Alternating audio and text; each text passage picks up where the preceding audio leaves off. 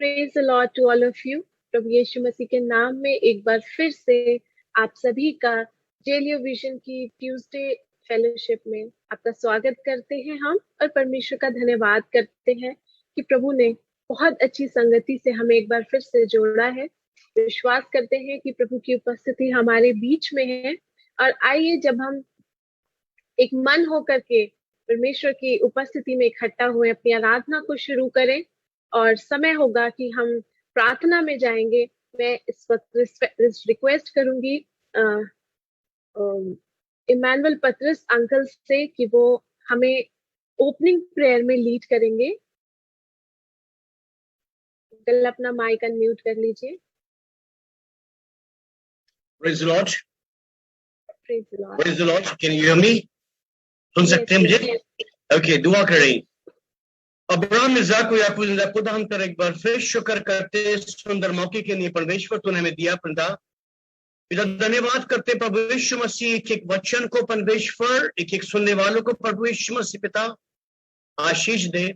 ये वो समय परमेश्वर संगति का देने का खुदावन तेरा धन्यवाद करते। हम तो इस लायक भी नहीं थे परमेश्वर, लेकिन यीशु मसीह तूने हमें चुना ताकि हम परमेश्वर इस दुनिया के नमक कहलाए। परमेश्वर यीशु नासरी हम धन्यवाद करते परमेश्वर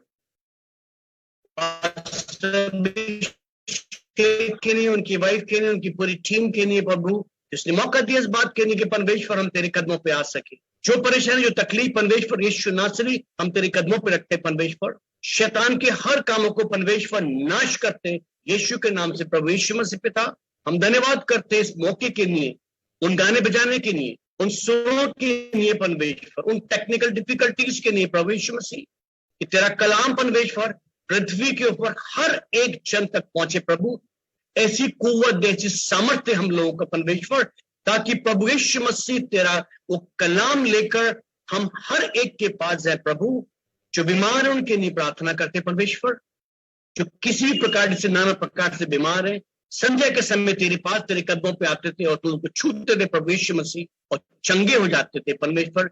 वही सामर्थ प्रभु यीशु मसीह तू हमें तेरी मर्जी के मुताबिक है परमेश्वर। सारी याद और सारी महिमा खुदा यीशु मसीह को देते हैं। ये छोटी सी प्रार्थना सुनने के लिए धन्यवाद, आमीन। Thank you so much uncle. परमेश्वर का धन्यवाद करते हैं एक बार फिर से। आइए अपनी आराधना को शुरू करें, और समय होगा कि हम अक्षय आदित्य के साथ प्रेजेंट वर्शिप में जाएंगे। और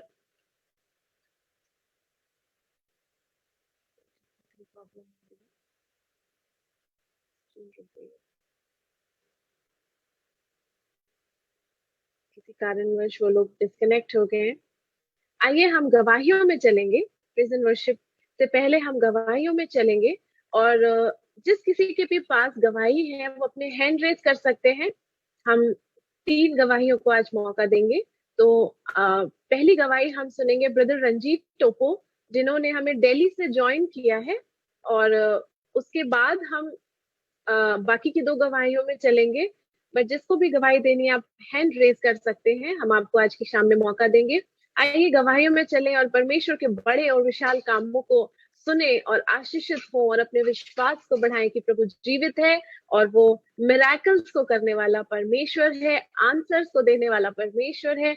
आज इस विश्वास से बैठिए कि अगर आपकी कोई प्रार्थना अभी तक सुनी नहीं गई है तो परमेश्वर उस प्रार्थना पर कार्य कर रहे हैं। गवाही को जब हम सुनते हैं अपने विश्वास को बढ़ाएं। आइए समय होगा ब्रदर रंजीत टोपो जी जो दिल्ली से हमारे बीच में, उनकी टेस्टिमनी को सुनेंगे। ब्रदर आप अपना माइक अनम्यूट कर सकते हैं। Praise the Lord. मैं सबसे पहले आप लोगों को मैं अभी मेरे बारे में जो प्रोफेसी हुआ है साउथ अफ्रीका से, मैं आपको ये बताना चाहता हूं कि मैं उसका एक छोटा सा क्लिप दूंगा, दिखाऊंगा जो मेरे बारे में प्रोफेसी हुआ। मेरे पास पास्टर आए थे, अभिषेक जी और नेहा जी आए थे, और उन्होंने बहुत दुआ करे मेरे घर में।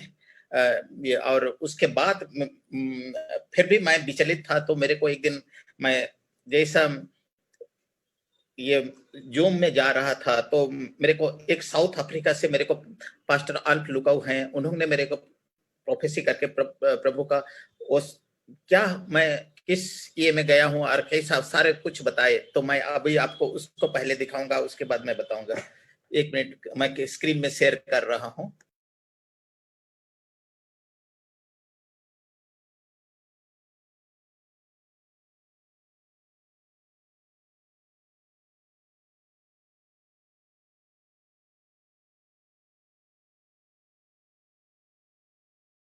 आपको अलाउ करना पड़ेगा उस शेयरिंग के लिए सिस्टर।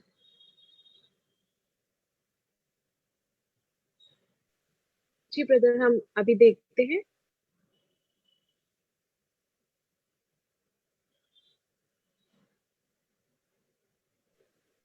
जी, इधर से अलाउ हो गया है ब्रदर।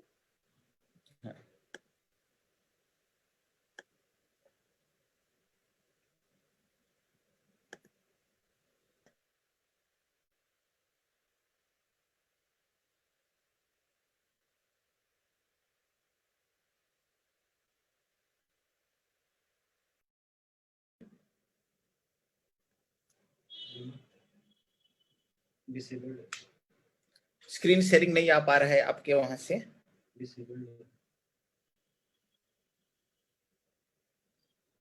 ये क्लिक कर दूंगा तो दिखेगा। तो Join me, let's pray together. Begin to speak to God. Begin ये to flow in soon the पा रहे हैं? presence नहीं of नहीं God. सुन We पाएंगे are इसमें। here अभी to देखिए। call on you, oh God.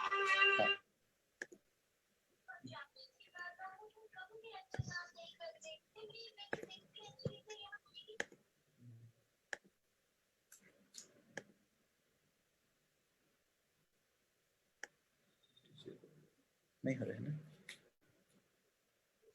छोड़ दे, मैं बात होगा।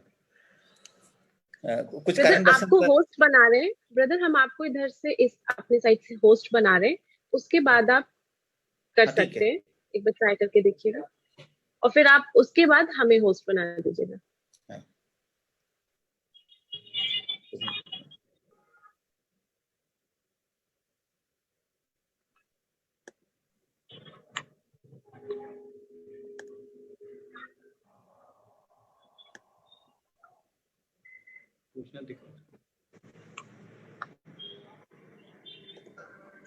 जी ब्रदर, अब हम देख पा रहे हैं।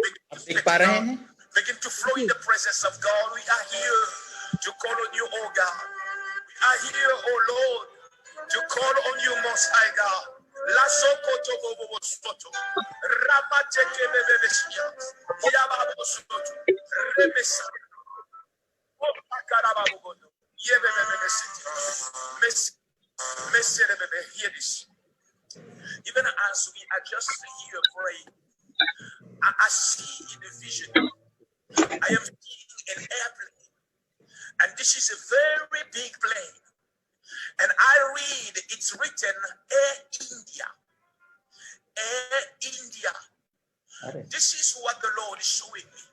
I see a woman who has been part of this airline for a while. I am checking and seeing in the Holy Ghost that it has been close to 30 years that she has been part of the crew in the airline. And God is saying to me, the connection that is bringing is not only because she has prayed, but it's because God is answering her faith and is answering the faith of the husband. Lama sekete beshia, mokorobo sete, Ranjit Topo, Marobo City. The Lord is showing me a man. You are in faith. You believe God. The person I saw in Air India is your wife. The Lord is telling me to tell you, don't be afraid, don't panic. Because right now, as you pray, you are thinking of your business. Because I see you taking a group of people to Israel. You've been taking people to visit Israel. And I also see the map of Egypt. It's like you also go to Egypt. The Lord is saying today, your day has come. Do not be afraid for your business, because your business with the pandemic had gone down. But Jehovah is saying, You will not fall. I see God doing something. It's like He's turning things around. I'm seeing a big machinery being turned around. It's like a big, huge machinery that God is turning around. Your situation is turning around. It's turning around. It's turning around. It's turning around. In the name of Jesus. I speak blessing over you. I decree and I declare it will never be the same again. God is lifting you up. The good that you did before, that you did not see your harvest for. I'm speaking in the Holy Ghost. The good that you did before, that you did not see your harvest coming for it. The Lord is saying is multiplying it and is bringing it to you. You have done good to people. You have sown seed and the harvest did not come. I am counting 1 till 7. You will know I serve a true God. 1, 2, 3, 4, 5, 6, 7. Receive the hand of God. Receive the hand of God. Receive the blessings of God. Receive your harvest. In Jesus' name. Everyone lift your hand and trust God and invoke God. Call on Him. Male mazekato.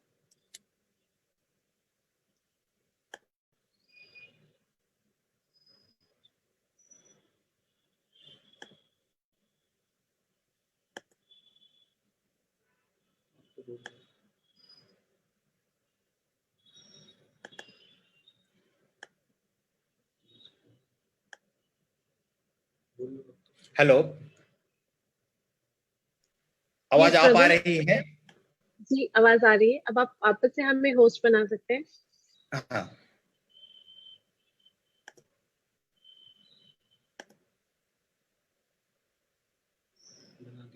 हाँ, आपको बना दिया sister अभी।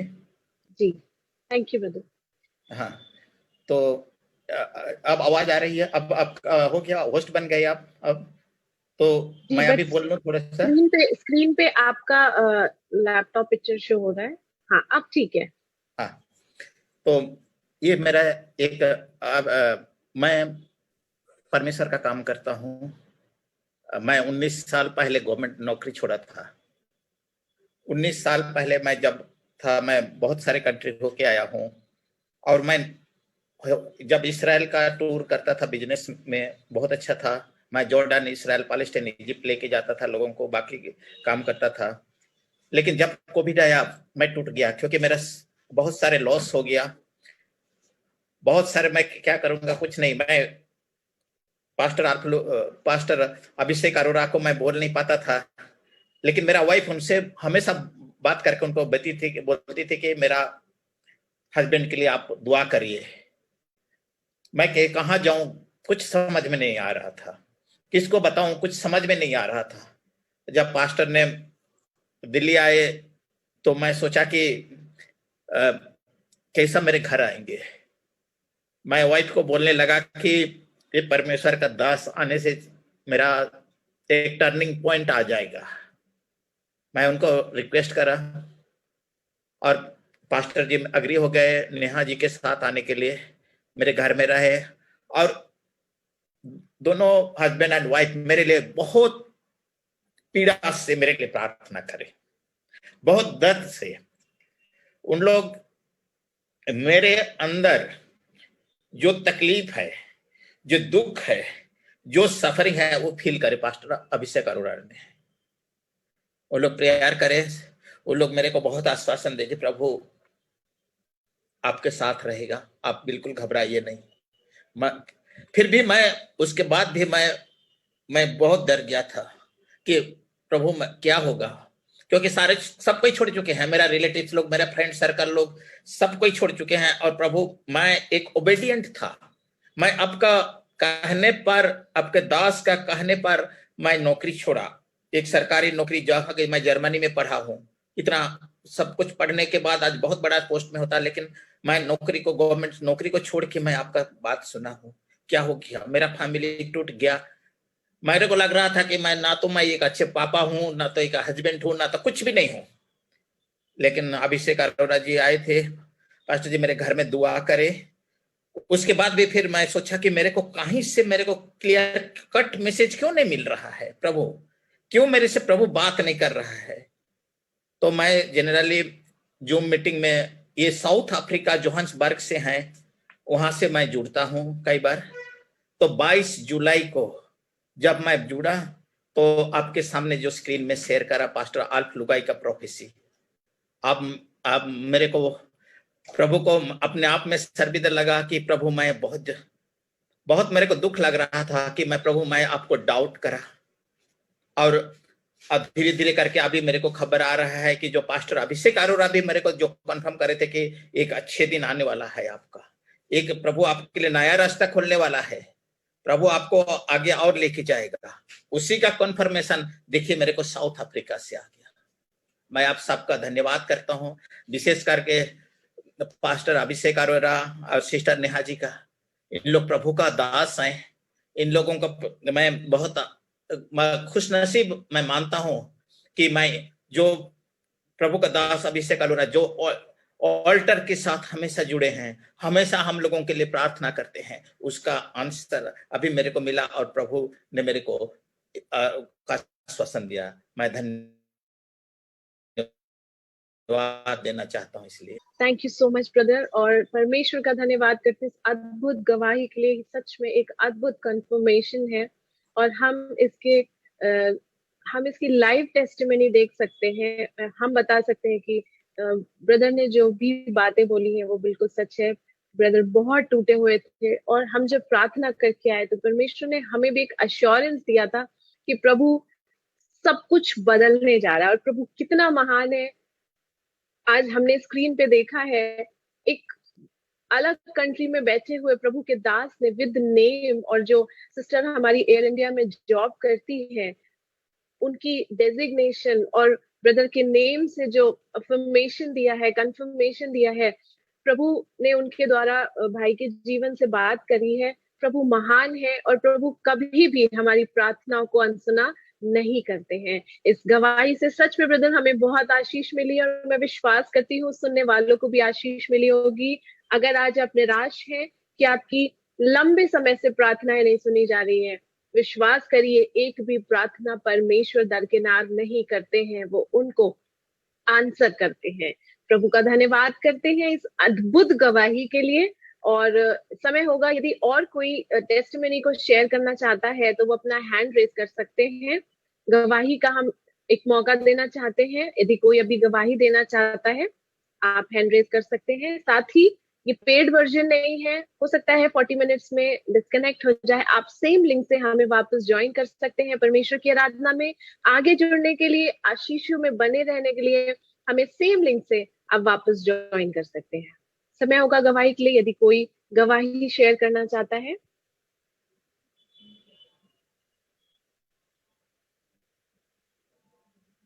यदि नहीं तो हम आगे प्रेजेंट वर्शिप में चलेंगे।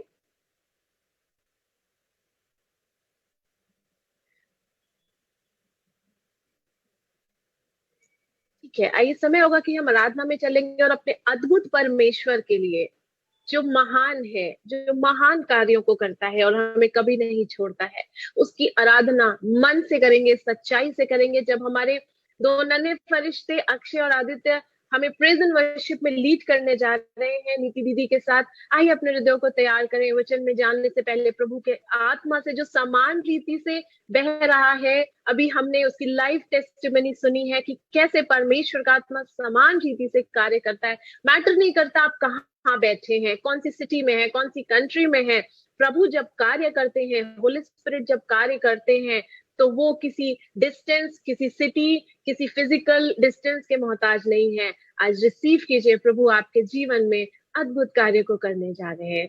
ओवर टू यू नीति दीदी, आप लोग के साथ हम परमेश्वर की आराधना में चलेंगे। Praise the Lord. हमारी आवाज आ रही? आपकी आवाज आ रही है? मैं परमेश्वर का धन्यवाद देता हूँ इतने सुंदर दिन के लिए, और परमेश्वर का वचन हमसे भजन संहिता 95 की उसकी पहली आयत हमसे ऐसा कहती है, आओ हम यहोवा के लिए ऊंचे स्वर से गाएं और अपने उद्धार की चट्टान का जय जयकार करें। परमेश्वर का धन्यवाद दो इस वचन के लिए। आइए हम, जैसा कि परमेश्वर का वचन कहता है, हमसे उसके ऊंचे स्वर से उसकी महिमा करें, उसके लिए गाएं। तो आइए हम एक गीत में जाएंगे, कैसे करूं बयान। आइए कुछ देर हम अपनी आंखों को बंद करेंगे और परमेश्वर की आराधना में चलेंगे।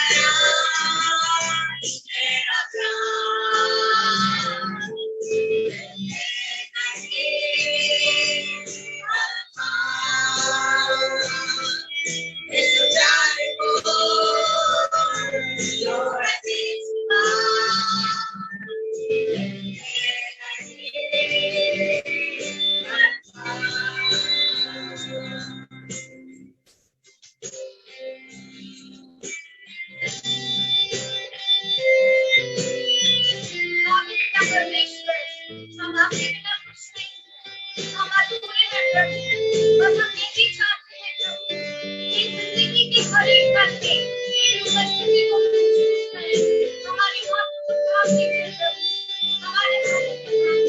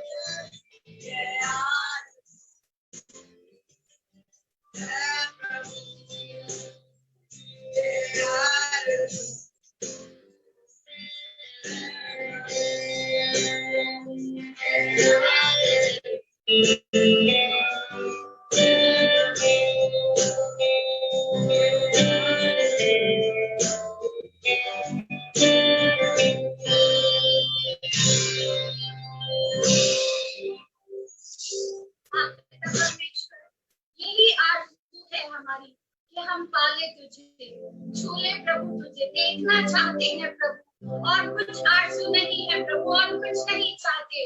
और प्रभु यही चाहते हैं कि जिंदगी के हर एक पल में खुदावन आप हमारे हाथों को थामे रखिए प्रभु। प्रभु हमारे हाथों को थाम लीजिए, हम जहाँ कहीं जाएं प्रभु तेरी उपस्थिति को महसूस करें। धन्यवाद देते हैं इस माध्यम के लिए प्रभु, इस जेयू परिवार के लिए प्रभु। धन्यवाद देते हैं जितने लोग जुड़े हैं प्रभु, हर एक के हाथों को थाम लीजिए प्रभु। हर एक का उद्देश्य यही होने वाला हो सके कि तुझे पाना, यही हमारा एक उद्देश्य हो खुदावन। खुदावन धन्यवाद देते हैं आज के कलाम के लिए, आज के वक्ता के लिए धन्यवाद देते हैं प्रभु। प्रभु हम चाहते हैं प्रभु जो कुछ भी आज आपने हम सब के लिए रखा है प्रभु, हमें से हर एक जन से बातचीत करिए, हमारी को आत्मिक हृदय दीजिए, आत्मिक कान दीजिए प्रभु, ताकि हम आपके वचन को सुन के खुदावन उस पे चलने वाले हो सके और दूसरों तक बांटने वाले हो सके प्रभु। धन्यवाद देते हैं प्रभु, धन्यवाद देते हैं। धन्यवाद के साथ इस छोटी सी विनती को सुनिए और कबूल करिए, अपने नजातकर्ता प्रभु यीशु मसीह के नाम से मांगते हैं, आमीन। थैंक यू सो मच नीति दीदी, रिकी चिकी, सुंदर आराधना के लिए। हम हमेशा ही आशीष पाते हैं जब हम अपने बच्चों को आराधना करते हुए देखते हैं। प्रभु आपको बहुत ब्लेस करे और यूं ही अपनी आत्मा से भरता रहे, और जब आप गाएं तो रोगी चंगे हो जाएं, दुष्ट आत्माएं छोड़ के भागें और प्रभु के बड़े बड़े मिरेकल होने पाए। बच्चों को ब्लेस करते हैं। आइए समय होगा कि अब हम वचन में चलेंगे, और इसी लिंक से अगर आप डिस्कनेक्ट हो जाते हैं तो सेम लिंक से हमें ज्वाइन कर सकते हैं। वचन में कोई इंटरप्शन ना हो, इसलिए मैं रिक्वेस्ट करूंगी आप लोग अपने माइक को म्यूट कर लें। और आइए अब समय होगा कि हम पास्टर अभिषेक अरोड़ा जी के द्वारा वचन में चलेंगे।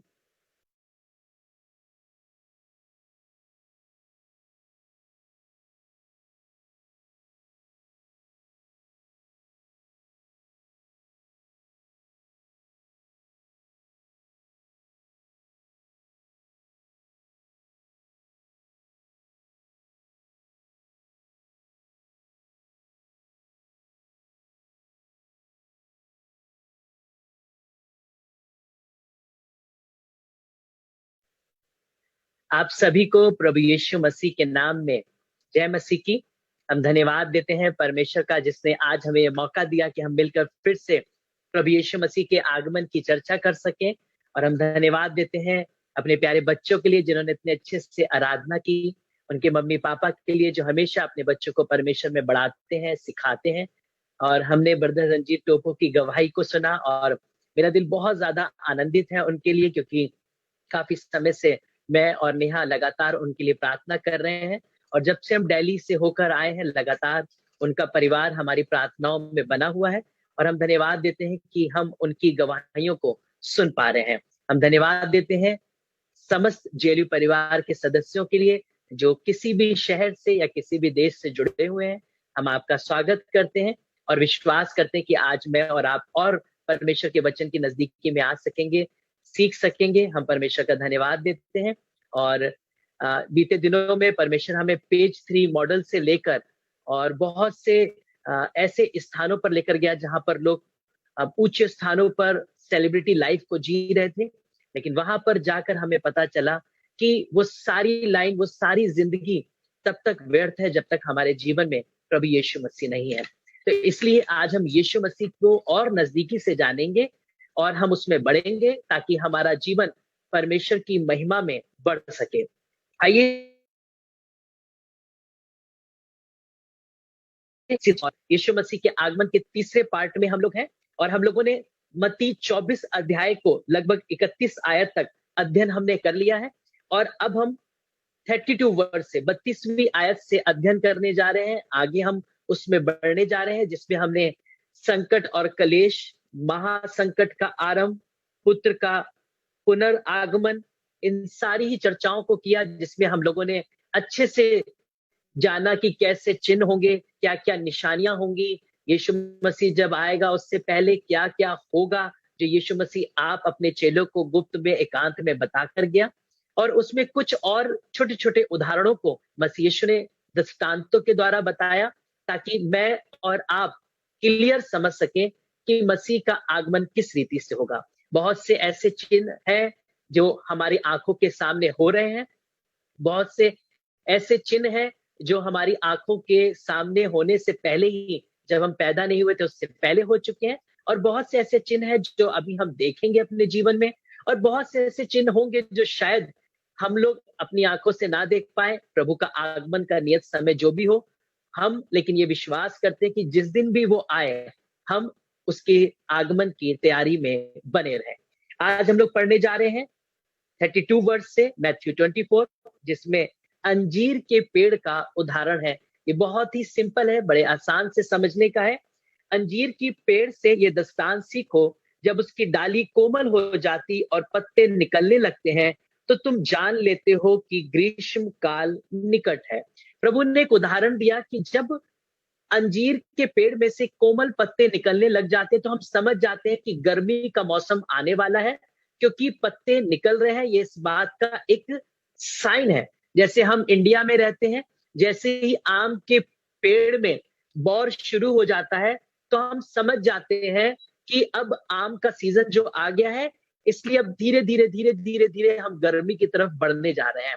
ठीक इसी तरीके से यीशु मसीह ने इजराइल में अपने चेलों के लिए रखा कि वो भी जान ले कि जैसे ये एक चिन्ह होता है समय बदलने का, वैसी जो बातें मैंने तुम्हें बताई हैं वो भी मेरे आगमन के चिन्ह ठहरेंगे।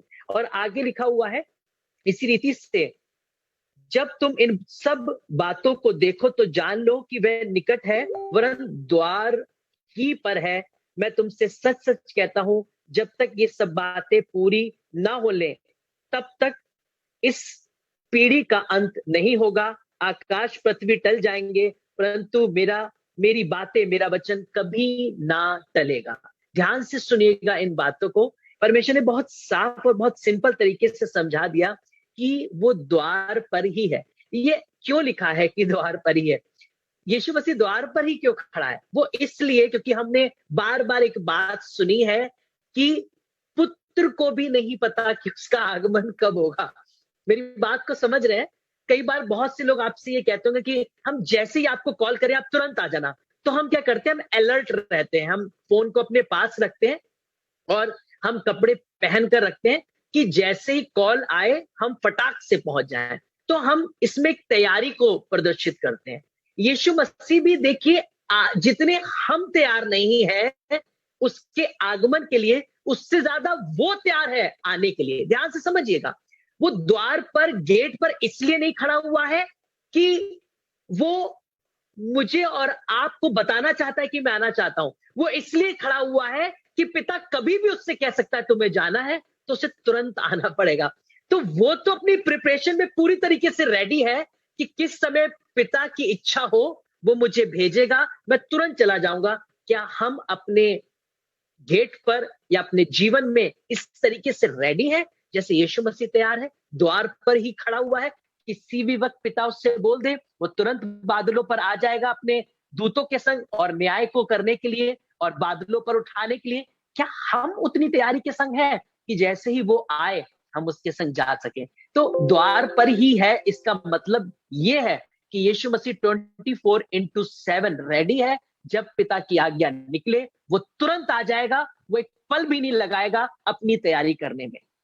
और आगे लिखा है, मैं तुमसे सच सच कहता हूं, जब तक ये सब बातें पूरी ना हो लें तब तक इस पीढ़ी का अंत नहीं होगा। अर्थात जितने चिन्ह प्रभु ने बताए हैं हमें और आपको सिखाने के लिए, जब तक ये सारे चिन्ह पूरे नहीं हो जाएंगे तब तक यीशु मसीह का आगमन नहीं होगा। इसलिए हमें चौकस रहना पड़ेगा, अलर्ट रहना पड़ेगा, उन चिन्हों के ऊपर हमें ध्यान देना पड़ेगा कि कब कौन कौन सी घटनाएं यीशु मसीह के आगमन की हो रही हैं, जिससे हम तैयार रहें कि प्रभु जब भी आए हम उसके राज में पहुंच सके।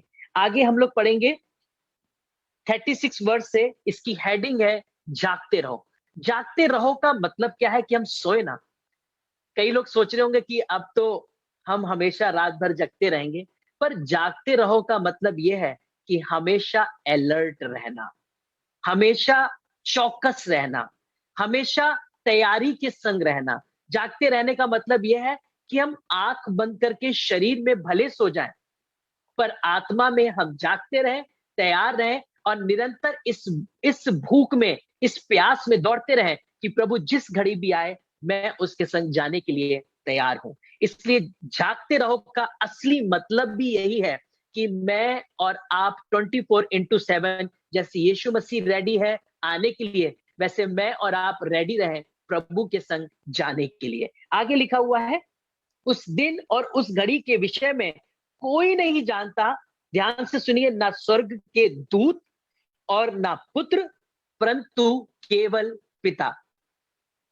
ये बात मैं आपको इसलिए बताना चाहता हूं क्योंकि बहुत से विश्वासी आज के समय में सिर्फ इसलिए परमेश्वर के पास आने के लिए कोशिश कर रहे हैं क्योंकि उनको ये लग रहा है कि पास्टर अभिषेक अरोरा या फिर बैनी हिंद जी या हो सकता है पॉल दीनाकरण जी या हो सकता है आपके पासवान या प्रॉफिट या कोई भी इवेंजलिस्ट इन बातों को बार बार बोल रहे हैं कि यीशु मसीह आने वाला है। तो डर की वजह से कि वो आने वाला है, हम और आप एकदम से प्रभु के पास आ गए हैं। लेकिन एकदम से हो सकता है कुछ समय के बाद चीजें बिल्कुल नॉर्मल हो जाए, हो सकता है ये प्रचार होना बंद हो जाए, हो सकता है हम और बातों को करने लगे, सेवक धीरे धीरे और बातों पर डाइवर्ट हो जाए क्योंकि कोविड एक समय में हो सकता है थम जाए, उसकी लहरें आना बंद हो जाए। तो बहुत से लोग जो ये सोचकर परमेश्वर की संगति कर रहे होंगे, उनके लिए बहुत ही ज्यादा अलर्ट रहने की जरूरत है, बहुत ज्यादा चौकस रहने की जरूरत है, क्योंकि वो दिन, वो समय किसी को भी नहीं पता कि प्रभु किस दिन आएंगे।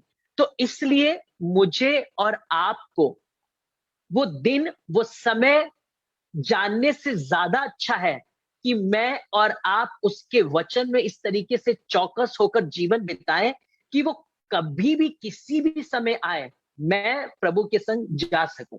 मैं आज के समय में आपसे कहना चाहता हूं सिखाने के लिए कि बहुत से लोग आने की, प्रभु की चर्चा कर रहे हैं, बहुत से लोग प्रभु के आगमन के बारे में निशानियों को बता रहे हैं, बहुत से लोग बाइबल की भविष्यवाणियों को पूरा हो चुकी है इसके बारे में रेवलेशन भी दे रहे हैं और बहुत से लोग इसी के ऊपर लगातार चर्चा भी कर रहे हैं। लेकिन इन सब बातों से भी ज्यादा जरूरी है अपने जीवन को उस आगमन के लिए तैयार रखना, अपने जीवन को उसके वचन के अनुसार चलाना। जब हम लोग प्रेरितों के काम निकालते हैं और उसके 1 अध्याय को हम लोग निकालेंगे, प्रेरितों के काम 1 अध्याय, जी, उसकी 7वीं आयत में इस प्रकार से लिखा हुआ है, उसने उनसे कहा, उन समयों या कालों को जानना जिनको पिता ने अपने ही अधिकार में रखा है, तुम्हारा काम नहीं। कई लोग आपके पास, कई भविष्यवक्ता, पासवान, एवेंजलिस्ट आपके पास हो सकता है, दिन समय बताकर भी आपसे आपको डराने की कोशिश करेंगे या आपको परमेश्वर की नजदीकी में लाने की कोशिश करेंगे। वो यहां तक बोल देंगे कि यीशु मसीह इस महीने में आएगा, इस दिन में आएगा। लेकिन प्रभु क्या कह रहा है कि इन सब बातों को जानने से अच्छा है, ध्यान से सुनिएगा, क्योंकि ये समय और काल जानना हमारा काम नहीं है, केवल ये अधिकार पिता के हाथों में है।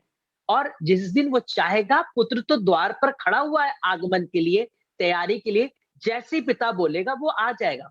लेकिन हम विश्वासियों को उस आगमन के दिन और समय जानने से अच्छा है कि हम हर पल उसके आगमन के लिए अपने आप को तैयार रखें, ताकि जब कभी भी यीशु मसीह का आगमन निकट हो या हम किसी भी वक्त, किसी भी घड़ी, कहीं भी हो, हम सचेत, चौकस और तैयारी के संग उससे मिलें और उसके संग जा सके। आगे लिखा हुआ है, जैसे नूह के दिन थे वैसे ही मनुष्य के पुत्र का आना भी होगा। ध्यान से सुनिएगा, नूह के समय में जब नूह जहाज बना रहा था, तब वो चिल्ला चिल्ला के, प्रभु ने यहाँ पे नूह का उदाहरण क्यों दिया, ये चिन्ह क्यों रखा, इस बात को जानने के लिए। जैसे आज मैं चिल्ला रहा हूं, बहुत से सेवक चिल्ला रहे हैं, वैसे उस समय में नूह भी चिल्ला रहा था।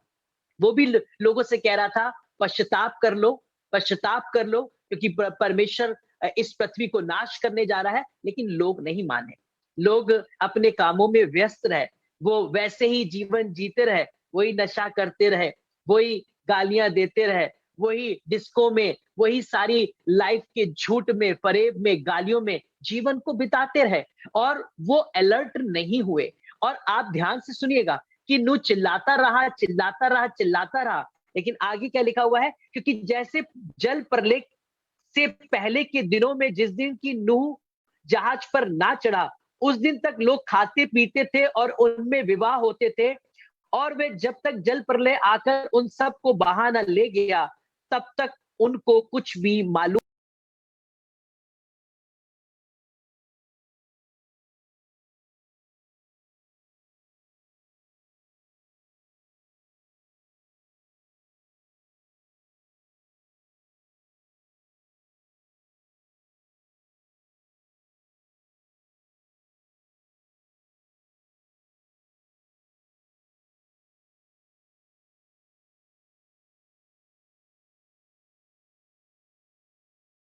रहा होगा। वो हर बार हालेलुया प्रेज लॉर्ड के संग प्रभु से बस इतना कह रहा होगा, प्रभु मुझे कुछ नहीं चाहिए, मेरी कोई डिजायर नहीं है, मेरा कोई प्रेयर टॉपिक नहीं है, मेरी बस प्रभु इतनी इच्छा है कि जब तू आए तो मुझे लेकर जाए, मेरा नाम जीवन की पुस्तक में हो। तो ये दो लोग होंगे जो एक संग होंगे, एक सिर्फ पृथ्वी की चीजें, पृथ्वी के ऐशोराम, प्रॉफिट और दुनिया के भविष्यवाणियां अपने लिए, अपने परिवार के लिए, इस जीवन के लिए मांग रहा होगा।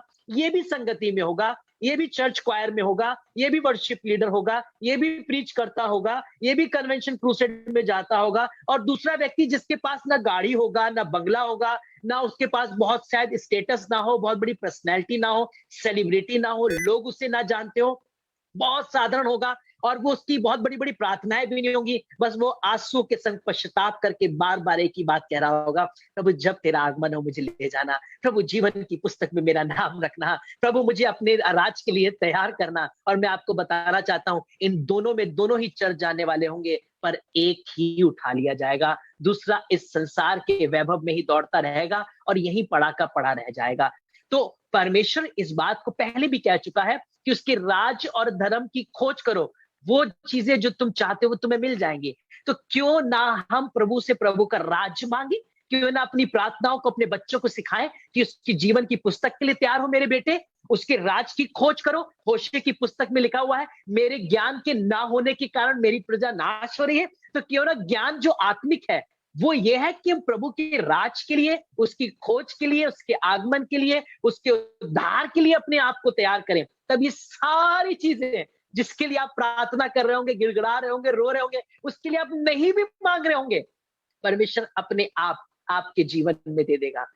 अपने आप आपकी आवश्यकताओं को पूर्ण करने लगेगा। अपने आप वो अपने बच्चों को, जैसे वचन में लिखा हुआ है कि जब बच्चे कुछ मांगे तो पिता साफ नहीं देता है, वैसे ही परमेश्वर भी अपने बच्चों को उत्तम से उत्तम देगा। जब हम संसार के मनुष्य होकर जो पापी हैं अपने बच्चों को बेस्ट देते हैं, तो वो हमारा परमेश्वर हमें क्यों ना देगा। तो समझ लीजिए कि दो लोग छत पर होंगे, मतलब दोनों संगति के साथ वाले होंगे, दो लोग चक्की पीसते होंगे, दो लोग खेत में होंगे, एक ही क्यों उठा लिया जाएगा? क्योंकि एक ही उनमें से, हो सकता है कलीसिया में 100 लोग होंगे, पर एक ही होगा जो केवल उद्धार के लिए प्रभु के पास आ रहा होगा। मैं आपको एक चीज और आपको बता दूं, बहुत से लोग, ये मेरे को प्रभु ने आत्मा में सिखाया, शायद आपको अजीब सा लगे, बहुत से लोग यीशु मसीह को इसलिए नहीं मान रहे कि वो उद्धार करता है, बहुत से लोग यीशु मसीह को सिर्फ इसलिए मान रहे हैं कि उन्हें स्वर्ग जाना है। तो वो स्वर्ग जाने के लिए यीशु मसीह को मान रहे हैं, लेकिन ये हम भूल गए कि जहां यीशु मसीह है वही स्वर्ग है। यीशु मसीह से ही स्वर्ग है, आदि और अंत, अल्फा और ओमेगा वही है। स्वर्ग को बनाने वाला, स्वर्ग की कुंजी, स्वर्ग में ले जाने वाला, जीवन की पुस्तक में नाम देने वाला वही है।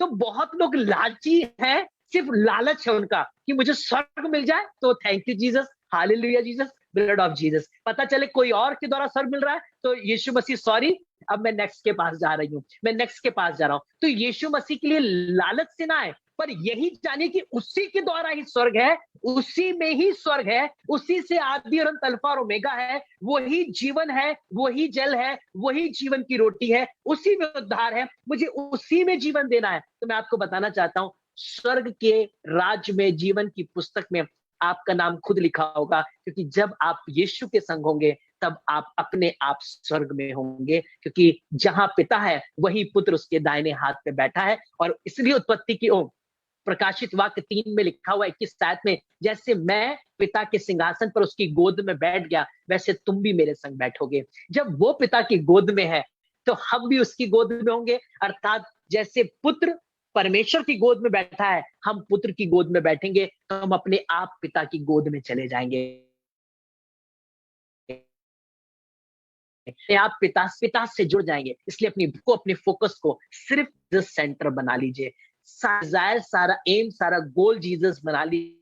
आपसे ये नहीं कह रहा हूं कि आपको फिर इस पृथ्वी पे एक गरीब, पर मैं आपसे ये कह रहा हूं कि इस पृथ्वी पर अपने आप प्रॉस्पर होने लगेंगे, क्योंकि आपका एम, आपका गोल जीसस हो जाएगा। तो उसकी है, सब कुछ उसने बनाया, तो वो आपका, आप उत्तराधिकारी बन जाएंगे। आगे लिखा हुआ है, परंतु ये जान यदि घर का स्वामी जानता होता कि चोर किस पहराएगा, तो जागता रहता और अपने घर में सेंध लगने ना देता। इसलिए तुम भी तैयार रहो, क्योंकि जिस घड़ी के विषय में तुम सोचते भी नहीं, उसी घड़ी मनुष्य का पुत्र आ जाएगा। बीते दिनों में एक परिवार से मेरी मुलाकात हुई और वो बताने लगे कि वो घर में ही थे, पर चोरों ने पता नहीं किस तरीके से उनकी दीवार काटी, घर में घुसे और सब कुछ चोरी कर ले गए, उन्हें पता नहीं चला। जब वे सुबह उठे तो उनकी दीवार कटी हुई मिली और उनके घर में जितना भी पैसा था, जो भी उनकी जमा की हुई चीजें थी, वो सब चोर आकर ले गया और वो सोते ही रह गए। ठीक उसी तरीके से प्रभु के पुत्र का आगमन हो जाएगा, परमेश्वर के पुत्र का आगमन हो जाएगा। हम कहीं सोते ही ना रह जाए और वो आए और हमने देखा कि हमारे पास में तो भैया लेटे थे, कहाँ चले गए, अरे वो तो दिख ही नहीं रहे, वो तो बहुत दिनों से नजर ही नहीं आ रहे, घर पहुंचे तो भी नहीं पता। और आपको पता है, बिल्कुल ऐसा ही पुत्र का आगमन हो जाएगा। हम सोते ही रह जाएंगे और हमारे प्रिय, जिनको हम सोच भी नहीं रहे होंगे, वो उठकर चले जाएंगे। एक प्रभु के दास ने मुझे एक बहुत अच्छी बात बताई और मैं आपसे भी शेयर करना चाहता हूँ। बिल्कुल ऐसा ही होगा, जिनको हम सोच रहे होंगे ये राज में होंगे, ये राज में होंगे, ये राज में होंगे, उनमें से बहुत से लोग प्रभु के राज में नजर नहीं आएंगे। और जिनको हम सोचते होंगे ये नहीं होंगे, ये नहीं होंगे, अरे इन्होंने तो कभी बहुत बड़ी कन्वेंशन क्रूसेड में आज तक लीड भी नहीं किया, इन्होंने तो प्रेजेंट वर्शिप भी नहीं करवाई, इनका तो कोई नाम ही नहीं लिया गया, इनके लिए तो कभी कुछ बोला ही नहीं गया। तो वो लोग हम सोच रहे होंगे अरे ये तो बहुत साधारण लोग हैं, पर हमें नहीं पता वही असाधारण होंगे और प्रभु के राज में उठा लिए जाएंगे। तो बहुत शांति के संग प्रभु आ जाएगा और एकदम से आकर वो लेकर चला जाएगा। तो इसलिए अच्छा ये है कि वो चोर की नाई आए और सेंध लगा के अपने विश्वासियों को ले जाए। इससे अच्छा ये है कि हम हर वक्त तैयार हैं, 24/7 प्रभु से कहें, प्रभु जब आप आए मैं आपके संग जाने के लिए तैयार हूँ, मेरा जीवन आपका है। मैं पेंडेमिक की वजह से आपके पास नहीं आई हूँ, बहुत से लोग पेंडेमिक की वजह से आए हैं, कि ये तीसरी लहर से बच जाए, दूसरी लहर से बच जाए, एक लहर से बच जाए। तो अब जिन लोगों को 1-2 लहर में हो गया और उनको पता चला कि अब 3 महीने के लिए कुछ नहीं होगा, तो वो 3 महीने के लिए प्रभु से भी दूर चले गए, क्योंकि उनको पता चला 3 महीने के लिए तो इम्यूनिटी स्ट्रांग हो गई है, तो अब तो कोई लहर हमें लगनी नहीं है, तो 3 महीने के लिए बढ़िया अपनी जिंदगी जिएंगे, 3 महीने के बाद फिर से हम प्रभु के पास आ जाएंगे। जैसे वैक्सीन का हाल है, वैसे लोगों ने प्रभु में विश्वास का हाल कर लिया है कि जब हम इम्यून है तो कोई दिक्कत नहीं। जहां इम्यूनिटी थोड़ी वीक लगने लगी, दौड़कर प्रभु के पास आ गए कि अब खतरा है हमारे लिए। तो इसलिए हमें हमेशा सचेत रहना है, क्योंकि प्रभु ने पहले ही कह दिया, वो नूह के दिन की तरह और चोर की नाई किसी भी वक्त किसी भी घड़ी आ जाएगा। आगे लिखा हुआ है विश्वास योग्य दास और दुष्ट दास के बारे में। अतः वह विश्वास योग्य दास और बुद्धिमान दास कौन है, जिसे स्वामी ने अपने नौकर चाकरों पर सरदार ठहराया कि समय पर उन्हें भोजन दे। धन्य है वह दास जिसके उसका स्वामी आकर ऐसे ही करते पाए। अर्थात इसका मतलब यह है कि हर एक व्यक्ति को एक जिम्मेदारी दी गई। अब हमें तो लग रहा है हमारा तो कोई स्वामी नहीं, हम तो मालिक है, तो हमारे लिए थोड़ा ना ये वचन है, ये तो दासों के लिए वचन है। पर एक्चुअल में हम दास हैं, हमारा स्वामी प्रभु यीशु मसीह है। उसने मुझे और आपको इस पृथ्वी पर कुछ जिम्मेदारियां दी है, कुछ रिस्पॉन्सिबिलिटीज दी हैं। तभी उसने बोला तुम मेरी आंख की पुतली हो, मैंने तेरे चित्र को अपनी हथेली पर खोद कर बनाया है।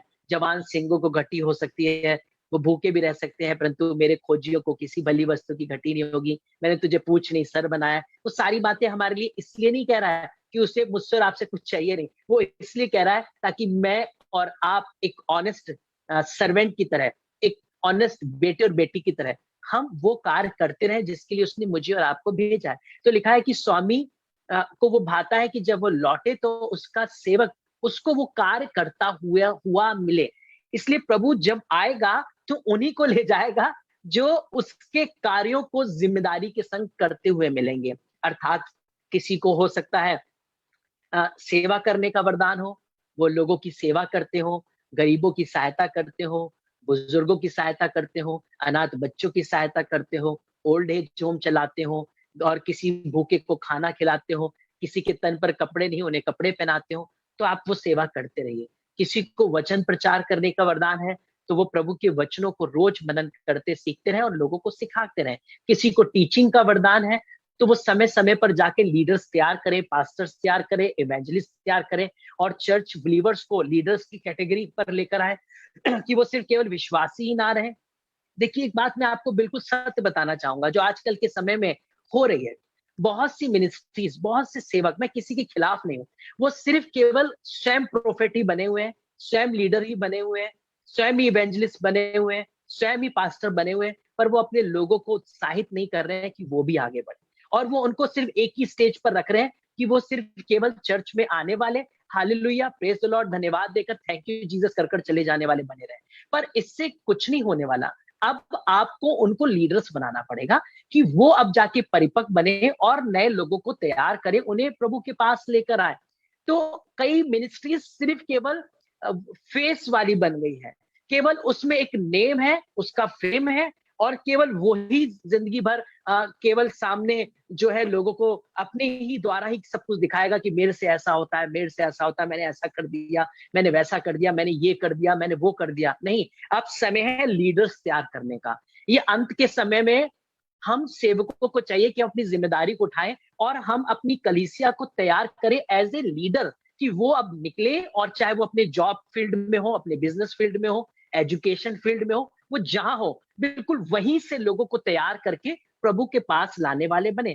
कलीसिया अपने आप बढ़ने लगेगी, चर्च अपने आप ग्रो होने लगेगा, सेवकाई अपने आप फैलने लगेगी जब आप अपनी भेड़ों को, आप उनको लीडर बनाना शुरू करेंगे, आप उनको सारे अस्त्र शस्त्र देकर उन्हें तैयार करना शुरू करेंगे। आने वाले दिनों में हो सकता है हम GLU विजन की जूम सर्विस में लीडरशिप हम लोग सेमिनार करें और हम उनको तैयार करें कि कैसे भविष्यवाणियां के बारे में जाना जाता है, भविष्यवाणियां कैसे होती हैं, चंगाई के बारे में कैसे पता चलता है, कैसे एहसास होता है कि सामने वाले के लेफ्ट किडनी में या राइट किडनी में प्रॉब्लम है, बैक पेन है, अर्थराइटिस का रोग है, किसका एक्सीडेंट हो रहा है। ये सारी चीजें अब हमें चाहिए कि हम कलीसिया को भी सिखाएं, सिर्फ हम ही प्रीच बोलते रहे कि किसी के राइट में ऐसे, किसी के लेफ्ट में ऐसे, किसी के सर में दर्द है। अब हमें अपनी कलीसिया को प्रिपेयर करना पड़ेगा कि वो जिस फील्ड में भी हो वहां पे नॉन क्रिश्चियन के संग उनके लिए प्रोफेसी करे और वो हील हो जाए और उनके जीवन में काम हो। हम आने वाले समय में इसके ऊपर सेशन लेंगे ताकि हमारे बिलीवर सिर्फ बिलीवर ना रह जाए पर वो अगुए बने और अगुओं को तैयार करने के लिए। और इससे ही पासवान की सेवा बढ़ेगी, इससे ही पासवान आगे बढ़ पाएगा और वो रेस्ट कर पाएगा, वो आराम कर पाएगा और जिम्मेदारी देकर अपने कामों को बांटकर वो सेवकाई को खुद बढ़ते हुए देखने पाएगा। तभी यीशु मसीह आप तो चला गया पर हमें जिम्मेदारी देकर चला गया कि जगत के छोर तक तुम मेरे गवाह ठहरोगे। वो खुद ही नहीं खड़ा रहा कि मैं ही लीडर बना रहूंगा, मैं ही पास्टर बना रहूंगा। उसने चेलों को जिम्मेदारी देना शुरू कर दी। तो अब आपको जिम्मेदारी उठाने का समय है कि अपने पासवान के संग, अपने अगुए के संग अपनी जिम्मेदारी उठाएं और उनको अब आप बैक सपोर्ट दें, उन्हें आप उठाएं परमेश्वर की सेवा के लिए ताकि अब वो और नई आत्माओं को जीत सकें और परमेश्वर में ला सकें।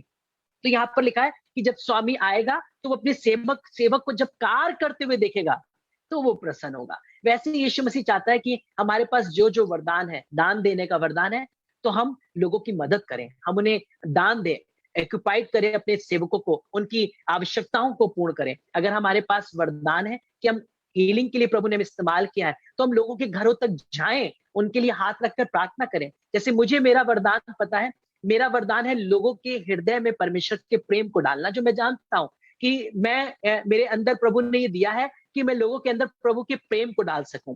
और बहुत से नॉन क्रिश्चियन मुझसे एक ही बात बोलते हैं कि जब आप बोलते हैं हमें ऐसा लगता है जैसे परमेश्वर का प्रेम हमारे दिल में उतर रहा है।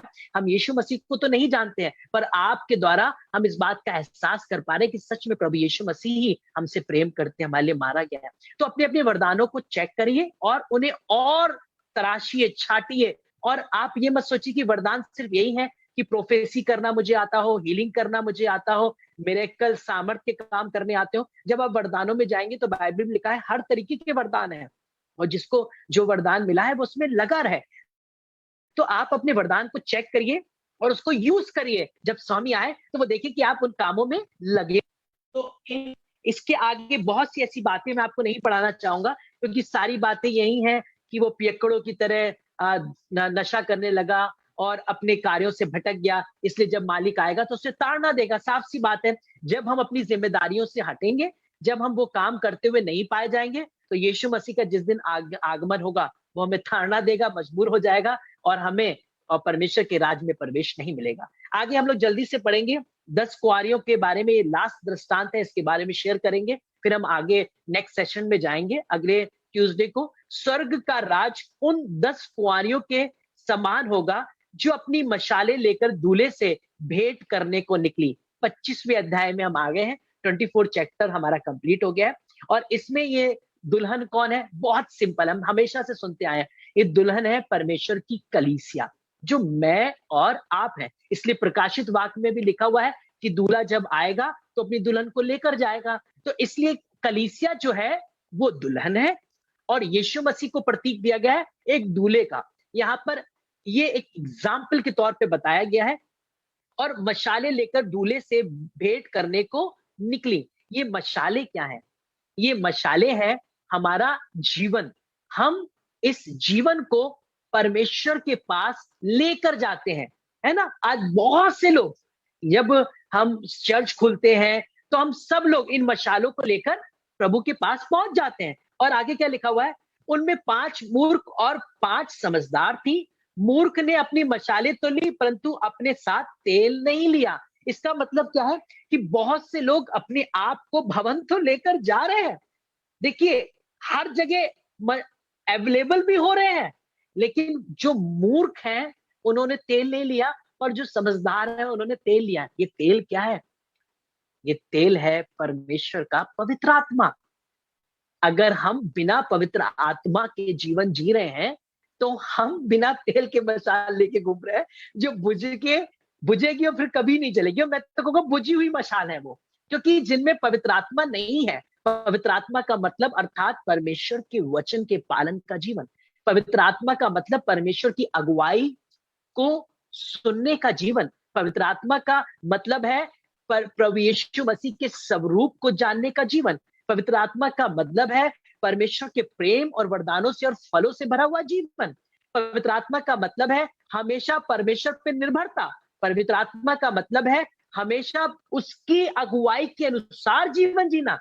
और बहुत से लोग मशाले लेकर पहुंच रहे हैं, अर्थात जीवन, शरीर, परिवार के संग पहुंच रहे हैं, पर मशाले बिना तेल के हैं, उनमें पवित्र आत्मा नहीं पाया जाता है। और आगे क्या लिखा हुआ है, परंतु समझदारों ने तो अपनी मशालों के साथ अपनी कुपियों में तेल भी भर लिया, और जब दूल्हे के आने में देर हुई तो वे ऊँघने लगी और सो गए। अब ये समय आ गया, जागते रहो और प्रार्थना करते रहो। देखिए यहाँ पर दोनों ही, अर्थात पवित्र आत्मा पाए हुए लोग और बिना पवित्र आत्मा पाए हुए लोग, मतलब बिना तेल की मशाले और तेल वाली मशाले, दोनों एक संग है। और अब ये दोनों ही आराम कर रही हैं, दोनों ही सो गई हैं, लेकिन जो तेल पाई हुई है उनके लिए पवित्र आत्मा जाग रहा है। सो दोनों रही है, ध्यान से सुनिएगा, दोनों ही सो रही हैं दुल्हने, समझदार भी सो रही हैं और मूर्ख भी सो रही हैं। लेकिन समझदार की कुप्पी में तेल है, अर्थात उनका आत्मा जागा हुआ है, और पवित्र आत्मा उनके लिए निरंतर जागृत है कि जैसे यीशु मसीह आएगा वो फटाक से उन्हें परमेश्वर के हाथों में सौंप देगा। लेकिन जो बिना पवित्र आत्मा पाई हुई दुल्हने हैं वो सो रही हैं, पर उनके लिए पवित्र आत्मा उनके पास नहीं है कि उन्हें परमेश्वर के हाथों में सौंपे, क्योंकि उन्होंने कभी भी बिना प्रॉफिट के, बिना लाभ के प्रभु के पास आना अपने लिए अच्छा समझा ही नहीं, और वो हमेशा केवल प्रॉफिट के लिए ही प्रभु के पास है। और आगे क्या लिखा हुआ है, आधी रात को धूम मची और देखो दूल्हा आ रहा है, उससे भेंट करने के लिए चलो। तब वे सब कुंवारियां उठकर अपनी मशालें ठीक करने लगे, अर्थात वो सारे ही लोग विश्वासी हैं, सभी चर्च जाने वाले हैं, सभी कन्वेंशन क्रूसेड अटेंड करने वाले हैं, सभी के पास मशाले हैं। लेकिन हो क्या रहा है, आप ध्यान से सुनिएगा, सारे अपनी मशाले ठीक करने लगी। मशाले तो तभी ठीक कर पाएंगे जब उसमें आप तेल डालेंगे। आप खाली मशाल लिए रहेंगे और पवित्र आत्मा आपके पास नहीं होगा तो ये जल नहीं पाएगा। अब हुआ क्या, ध्यान से सुनिएगा, तब वे सब कुंवारियां उठकर अपनी मशालें ठीक करने लगी, और मूर्खों ने समझदारों से कहा अपने तेल में से कुछ हमें भी दो, क्योंकि हमारी मशालें बुझी जा रही हैं। तब उस समय बहुत से लोग पेड़ रिक्वेस्ट लेकर आएंगे, पादरी साहब हमारे लिए अब दुआ कर दीजिए, हमने तो कभी वैल्यू जानी नहीं। बहुत से लोग आपके पास दौड़ कर आ रहे होंगे, बिछ जाएंगे, हमें भी पवित्र आत्मा दे दो, हमें पवित्र आत्मा चाहिए, अरे अब हमें कुछ नहीं चाहिए। लिखा क्या है, परंतु समझदारों ने उत्तर दिया, कदाचित ये हमारे और तुम्हारे लिए पूरा ना हो, भला तो यह है कि तुम बेचने वालों के पास जाकर अपने लिए मोल ले लो। ध्यान से सुनिएगा, मैं और आप फिर किसी के लिए कुछ नहीं कर पाएंगे। आगमन के दिन पे हम कितने बड़े भी प्रोफेट क्यों ना हो, हम कितने बड़े भी एवेंजलिस्ट क्यों ना हो, हम कितने बड़े भी वर्शिपर क्यों ना हो, हम कितने बड़े भी अपोस्टल क्यों ना हो, हम यहां तक विश्वास रखते हो कि पहाड़ों को हिला देंगे, हम यहां तक विश्वास रखते हो कि सामने के जीवन को हम बखान कर देंगे, लेकिन बाइबल कहती है कि भविष्यवाणियां हो तो टल जाएंगी, ठनठनाता पीतल झंझनाती हुई झांझ हो जाएंगे, क्योंकि उस समय हम किसी को कुछ नहीं दे पाएंगे, हम चाह कर भी किसी को नहीं बचा पाएंगे। हमारे संग खड़ा हुआ व्यक्ति भी जो हमारे साथ होगा, हमारे माँ बाप, हमारे बहन भाई, हमारे दोस्त, हमारे पड़ोसी, जिनके लिए हम बहुत रो रहे होंगे पहले, अब हम कुछ नहीं कर पाएंगे। अगर उन्होंने जीवन दे दिया होगा, पवित्र आत्मा में समर्पण कर दिया होगा, तो वो आपके संग जाएंगे। फिर वो आपसे कितना भी मांगते रहे, हमारे लिए प्रोफेसी कर दो, हमारे लिए दुहाई दे दो, हमारे लिए गिड़गिड़ा लो, हमारे लिए रो लो, कुछ भी कर लो, तब हम यही कह पाएंगे कि अब हमसे कुछ नहीं होगा, क्योंकि अब तो न्याय का समय आ गया है, अब तो हम भी कुछ नहीं कर सकते। क्योंकि इससे पहले तो हम मांग सकते थे, लेकिन अब जो वकील है, एक कहानी है, पहले वकील केस लड़ता है ना, लेकिन जब वकील जज की कुर्सी पर बैठ जाता है तो वो न्याय करता है। अभी तो मैं और आप वकील बने हुए हैं, लेकिन जिस दिन यीशु मसीह जज की कुर्सी पर बैठ जाएगा, तब वो वकील का काम नहीं करेगा, तब वो सिर्फ न्याय का काम करेगा, और उस समय वो सीधा सीधा हिसाब करेगा, भेड़ और बकरियों को अलग कर देगा। तो इसका मतलब यह है कि हमें अपनी मशालों को पवित्र आत्मा से भरा रखना पड़ेगा, ताकि जब पुत्र आए तो हम दौड़े और भागने वाले नहीं, पर हर्ष उल्लास के संग हम जागते हुए उसके राज में प्रवेश कर सके। और आगे लिखा हुआ है, जब वे मोल लेने को जा रही थी तो दूल्हा आ पहुंचा, और जो तैयार थी वे उसके साथ विवाह के घर में चली गई और द्वार बंद किया गया।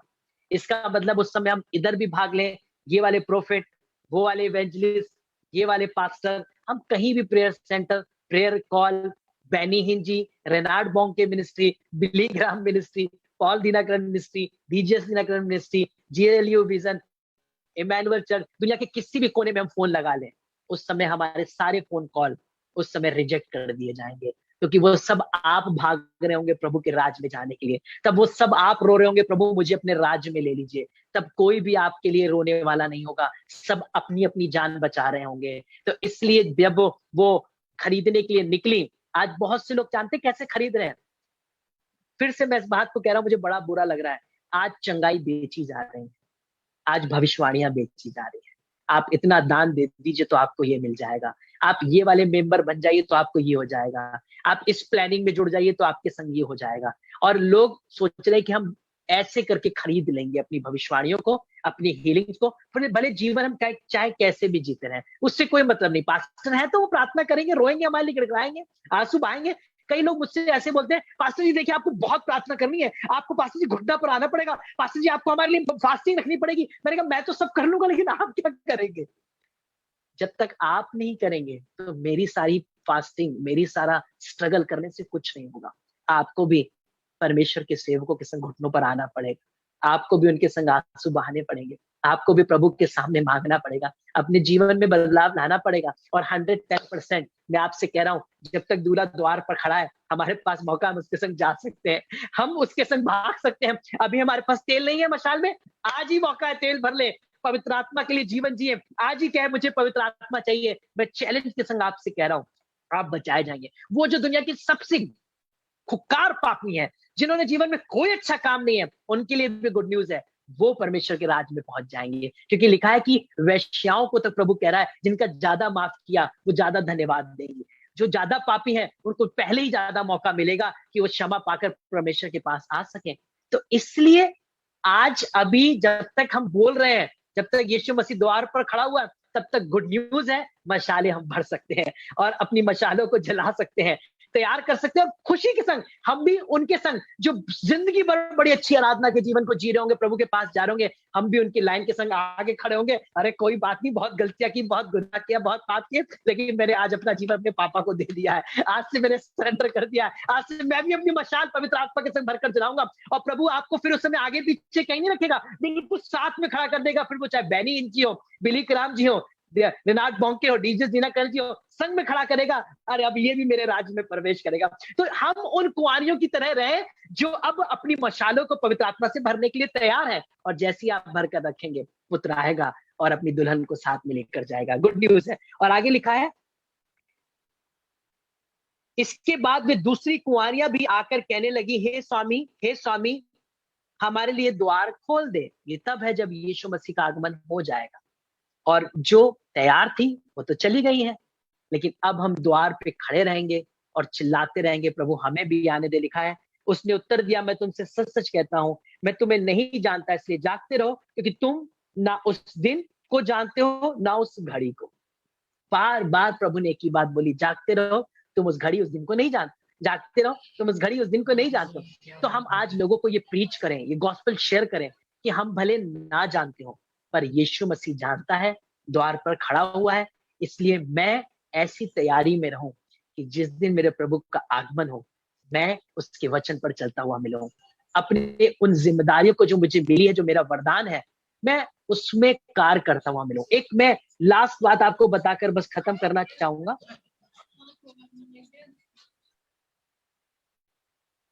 ध्यान से सुनिएगा। शाऊल के लिए लिखा हुआ है, परमेश्वर दान, होम बलि और बलिदानों से नहीं, परंतु अपने बात के माने जाने से प्रसन्न होता है। ये बात बहुत सीखने वाली है। हमें कई बार दूसरों की सेवा लगती है कि हमारी ऐसी सेवा हो। ध्यान से सुनिएगा। जिस वजह से हम अपनी कॉल भूलकर दूसरे की कॉल के पीछे भागकर अपने कार्यों से वंचित हो जाते हैं। ध्यान से समझिएगा। मान लीजिए मुझे सेवा मिली है प्रचार करने की, मैं अब इस सेवा को जानता हूं, मुझे मालूम है कि मुझे प्रभु के राज को फैलाना है इस तरीके से। और एक को सेवा मिली है दान देकर मिनिस्ट्री करने की, एक को सेवा मिली है सेवा करने के द्वारा सेवा करने की। अब मैं अपने प्रचार का काम छोड़कर मैं सोचूं कि मैं लोगों की सेवा वाली मिनिस्ट्री में आ जाऊं और मैं अपनी मिनिस्ट्री का नाम बदल के हेल्पिंग टू पुअर्स करके इसमें चला जाऊं। और जबकि मेरी मिनिस्ट्री थी प्रीच द गॉस्पेल की, सेवकाई तीनों है, वो भी सेवा है, ये भी सेवा है, और एक का वरदान है दान देने की। अब वो दान देने की जगह वो प्रीचिंग मिनिस्ट्री में आ गया, क्योंकि उसे लग रहा है कि यार प्रीचिंग में बड़ा मजा है, लोग नेम और फेम पोस्टर बनते हैं, लोग जाते हैं, हाथ रखवाते हैं, प्रार्थना करते हैं, मैं ये वाली मिनिस्ट्री करूंगा। अब उसने अपनी दान की मिनिस्ट्री छोड़कर प्रीचिंग की मिनिस्ट्री शुरू कर दी। अब वो कोशिश कर रहा है कि वो लोगों को खूब प्रचार करे, लेकिन हुआ क्या कि वो अपनी कॉल से भटक गया। दान देने वाला अपनी कॉल से भटक गया, प्रचार करने वाला अपनी कॉल से भटक गया, सेवा करने वाला अपनी कॉल से भटक गया। लेकिन ये कार्य तो बहुत कर रहे हैं, दान देने वाला प्रीचिंग का काम तो बहुत अच्छा कर रहा है, लेकिन उससे कोई लाभ नहीं होगा। प्रीचिंग करने वाला सेवा का काम तो बहुत कर रहा है, उससे कोई लाभ नहीं होगा। सेवा करने वाला सेवा छोड़कर दान का काम तो बहुत कर रहा है, उससे कोई लाभ नहीं होगा, क्योंकि अंत के समय में आपका न्याय आपके कामों से किया जाएगा जो आपको जिम्मेदारी मिली होगी।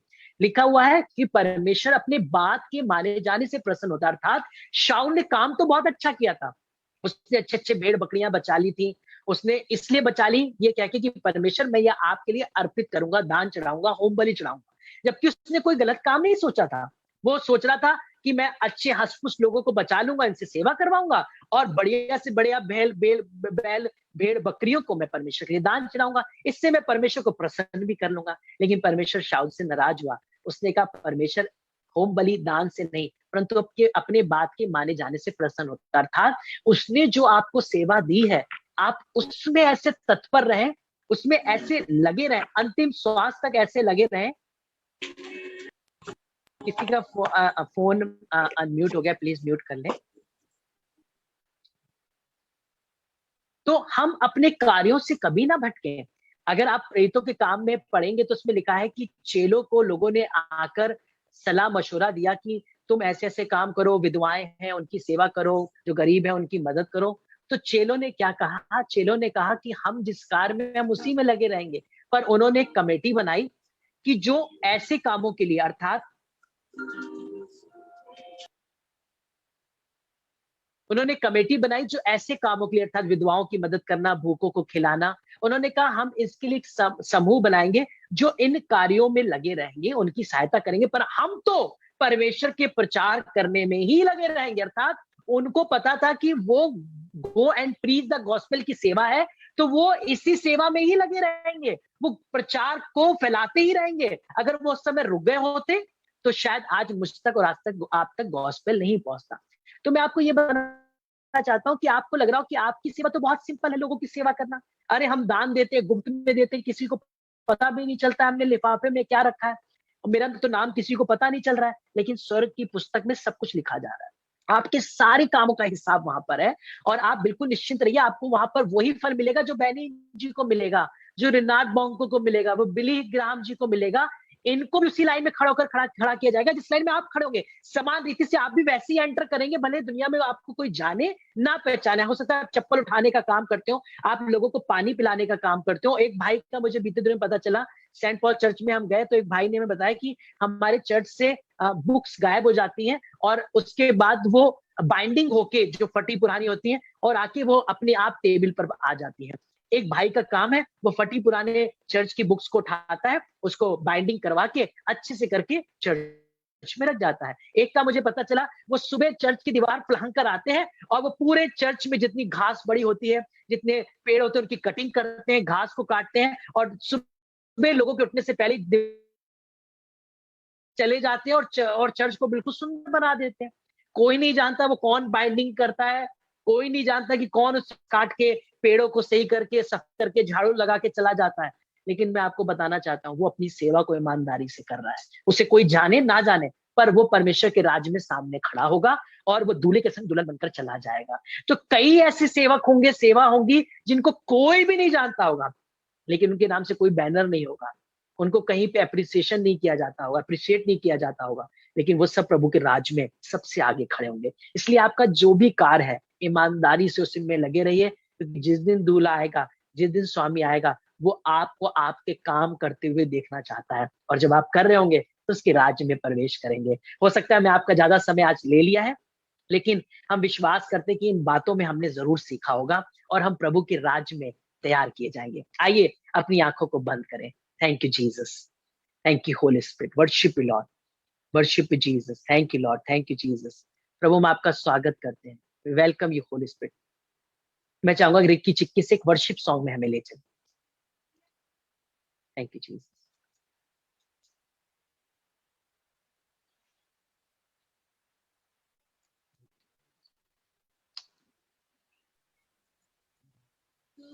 मेरा बल कमजोरी में, तू मेरा धन है गरीबी में, तू ही सब में सब कुछ मेरा।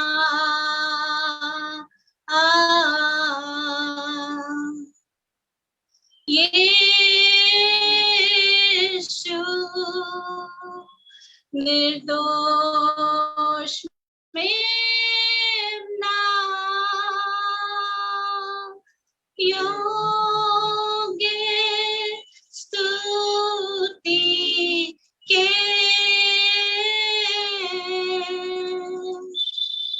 थैंक यू, धन्यवाद, धन्यवाद। Thank you Holy Spirit, worship you Lord, thank you Jesus. मैं रिक्वेस्ट करूंगा इस समय अन्य मैसी भैया से कि वो आज के अंतिम प्रार्थना में हम सबकी अगुवाई करें। धन्यवाद पिता परमेश्वर, धन्यवाद करते हैं आपका इस अच्छे वचन के लिए, इस संगति के लिए। पिता परमेश्वर, हमारी आत्मा पवित्र आत्मा से भरी रहे, हर समय हर जगह हम तैयार रहे पिता परमेश्वर। कब आपका आगमन हो जाए हमें नहीं मालूम, इसलिए हम आज फिर मिलके एकजुट होकर अपने को सरेंडर करते हैं पिता परमेश्वर। आपकी वो मोहर चाहते हैं जो हमारे माथे पे लगी रहे। हर चीज में आपको महिमा देते हैं, स्तुति करते हैं, एक बार धन्यवाद देते हैं अपने पासबान का पिता परमेश्वर, इन अच्छे वचनों का जो आपने उनके मुंह में डाले। इसलिए सारी महिमा आपको, सारी स्तुति आपको। हमारी धन्यवाद की भेंट को और इस प्रार्थना को ग्रहण करें, प्रभु यीशु मसीह के नाम से मांगते हैं। प्रभु आप सबको आशीष दें, सबको जय मसीह की। नेक्स्ट ट्यूसडे हम आगे इसी पार्ट्स में बढ़ेंगे और सब अपने माइक को अनम्यूट कर सकते हैं और एक संग हम सब से जय मसीह की बोल सकते हैं। सब लोग अपने माइक को अनम्यूट कर सकते हैं। जय मसीह की सबको। रंजीत जी, दीदी शिवानी दीदी, प्रेज द लॉर्ड। संदीप भाई मुंबई से, praise the Lord, God bless you भाई। अनिस भैया, प्रेज द लॉर्ड। अरुण भैया की फैमिली को praise the Lord. Kareena Ghaziabad से, praise the Lord. Anju Bilaspur से, प्रेज द लॉर्ड। रांची से रेनू दीदी को प्रेज द लॉर्ड। पूजा को पटना से, प्रेज द लॉर्ड। औसी बरेली से, प्रेज द लॉर्ड। वासी को प्रेज द लॉर्ड। दीदी को praise the Lord. Shiraz brother को praise the Lord. Shireen sister Chhattisgarh से, प्रेज द लॉर्ड। प्रीति दीदी, प्रीति बेनेट भाभी को praise the Lord. Doctor Charles के लिए praise the Lord. CV aunty Shweta के लिए praise the Lord. Ruby Frederick sister, praise the Lord. Praise the Lord. Praise the Lord. Praise the Lord, praise the Lord, praise the Lord. Ajju भैया, praise the Lord. सबको जय मसीह की। आप बढ़िया सी चाय बनाइए और सब लोग रिफ्रेशमेंट लीजिए। हम यहाँ से कुछ आपको नहीं दे पा रहे हैं, लेकिन आप लोग अच्छे से रिफ्रेशमेंट करिए, एक दूसरे के लिए प्रार्थना करिए। प्रभु आप सबको आशीष दे, आगे दिन सभाओं में जुड़े रहें और हम एक दूसरे के लिए प्रार्थना करते रहें। God bless you. सबको जय मसीह। नीता चरण दीदी, praise the Lord. Green sister, God bless you. सबको बाय, प्रेज द लॉर्ड, जय मसीह। Bye.